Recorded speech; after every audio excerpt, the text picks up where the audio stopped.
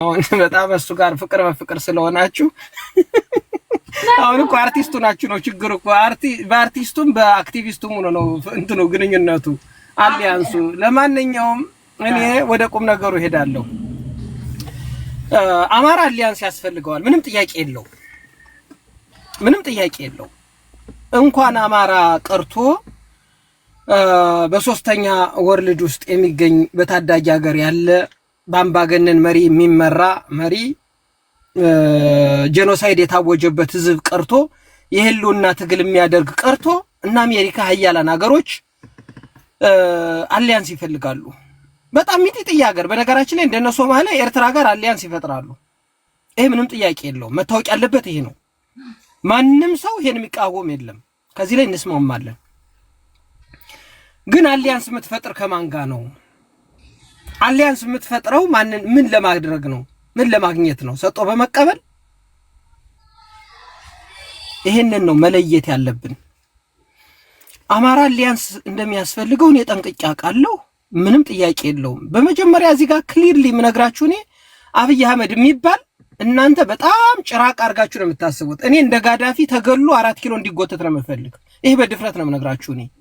እሱ ብቻ ሳይሆን በአዴን የተባለ በሙሉ እኔ አሁን በአማራ ላይ ጄኖሳይድ ያወጀ ኢንክሉዲንግ ይልቃል በደብዳቤ የሸጠው እናገኘው ተሻገር አማራን በቁሙ የሸጠ በሙሉ አቅም ቢኖረን ተገሎ ቢጎተት ደስ ይለኛል።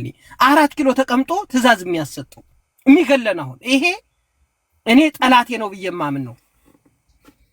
ይሄ ማለት ግን ህወሓት ጠላቴ አይደለችም ማለት አይደለም። በስነ ልቦናው ቀርጻ ያሳደገችው አገኘው ተሻገር ትናንት የመለስ ዜናዊ አድናቂ የነበረው ዛሬም የአብይ አህመድ አድናቂ የነበረው ለኔ እኩል ናቸው።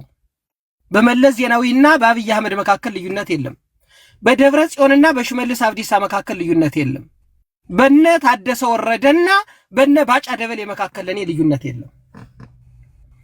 ስለዚህ አሊያንስ የማንፈጥራቸው ግልጽ የሆኑ አካላት አሉ። በነገራችን ላይ ህወሓት፣ ኦነግ፣ ብልጽግና፣ ኦህዴድ መራሽ ብልጽግና ኢንክሉዲንግ እንግዲህ ብልጽግና ስንል በአዴንንም ስለሚያካትትልን በጠላትነት ስለፈረጅ ነው። ሶስቱንን አሊያንስ ፈጥራለሁ ማለት የአማራ ህዝብ አይቀበለውም። አትድከሙ። you just wasting your time። እመኑኝ መሬት ላይ አይፈጸምም። አፕሊኬብል አይደለም። እኛም ማንገዘው ለዚህ ነው። አፕሊኬብል አይደለም። በህወሓት ህዝባችን ትራውማታይዝ ነው። ሳሚ ማሳያዎችን አስቀምጥ። አታስቆመኝ። ማሳያዎችን አስቀምጥ ብዬ ነው። ላስቀምጥልህ ነው። በጣም ጥሩ ማሳዬ ምን እንደሆነ ልንገርህ። በህወሓት ትራውማታይዝ ነው ህዝባችን። ቁስለት አለበት፣ ፎቢያ አለበት። ፍላሽ ላይት እያደረገ ነው አሁን ህዝቡ። የተፈጸመበት ጄኖሳይድ ላለፉት 27 ዓመታት በጄኖሳይድ ምን ጠይቃቸው አካላቶች ናቸው። ከነዚህ ጋር አሊያንስ የለም፣ አይታሰብም በፍጹም። ምክንያቱም 27 ዓመት ሙሉ ማኒፌስቶን ቀርጸው ከጫካ አምጥተው ህገ መንግስት አድርገው አማራን አህዳዊ ጨቋኝ ጠቅላይ ለሌሎች ብሔር ብሔረሰቦች ስም የሚያወጣ እያሉ አማራን ቢሄደበት እንዲታረድ ይሄንን እውነቱን እንነጋገር ከተባለ እኮ ይሄንን ሐሳብ እኮ መጀመሪያ ይዞት የመጣው እኮ ራሱ ነው። ዛሬ 50 ምናምን ዓመት የሆነው ዋለልኝ ነው አይደል? መጀመሪያ አማራ ጨቋኝ ነው ብሎ እንትን ብሎ ይዞ የመጣው ወያኔ እኮ ከሱ የተቀበለ ዋለልኝን እነሱ ነው ትሬን ያደረጉት። አማራ አንድ ሲንግል አማራ ዳዝንት ሪፕሬዘንት ዳት ይኸውልሽ ቤቲ ዋለልኝ የሚባል አንድ ሲንግል ኢንዲቪዥዋል ጠርተሽ የህወሓትና የኦነግን ማኒፌስቶ ይኸውልሽ የህወሓትና የኦነግን ማኒፌስቶ ለሱ መስጠት አይቻልም። እሱን በባንዳነት የምንከሰው የጠላትን አጀንዳ ተሸክሞ ህወሓትና ኦነግ ያረቀቁትን ማኒፌስቶ አፕላይ አድርጎ ለአማራ እውቅና ስለሰጠ ነው እሱ ማለት ነው። ዋና ጠላቶች ግን ኦነግና ህወሓት ናቸው። ቆይ አሁን ቤቲ ህወሓትና ኦነግ ጠላት አይደሉም እያልሽ ነው? ኧረ ሰው እንዳይሰማ ጆሮ ያለው አለ እዚህ ጋር የሚሰማ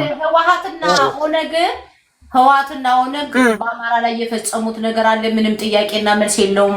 በፖለቲካ አንደኛ ነው። ጠላት ናቸው አይደላቸውም? ኖ ጠላት ናቸው አይደሉም? ወይ ጠላት ናቸው በይ ወይም አይደሉም በይ። ሳሚ ኖ ክሊርሊ ነው የጠየኩሽ ስትሬት ኩዌስችን። ሳሚ ህወሓትና ኦነግ ጠላት ናቸው በይ እስኪ ትያለሽ አትይም? ደፍረሽችን በአሁን ሰዓት ጠላቶቻችን ነው። በአሁን ሰዓት ግን ብልጽግና ነው ጠላታችን። በቃ አልልም። ኦኬ ጠላቶችሽ አይደሉም። ጠላቶች አይደሉም። አሁን ጠላቶቻችን አይደሉም። ይሄ አሊያንስ በጣም ከባድ ነው። እኔ ግን ሳሚ ይኸውልህ ፖለቲካ ላይ በጣም ከባድ ነው። ሳሚ አንተ የምታስበው እንደ ሽፍታ ነው የምታስበው። ለምን ብትል የዛሬ ስንት ዓመት የቅድመ አያቴን የገደለውን ዛሬ ገላለሁ ብለህ የምታስብ ልክ የሽፍታ አስተሳሰብ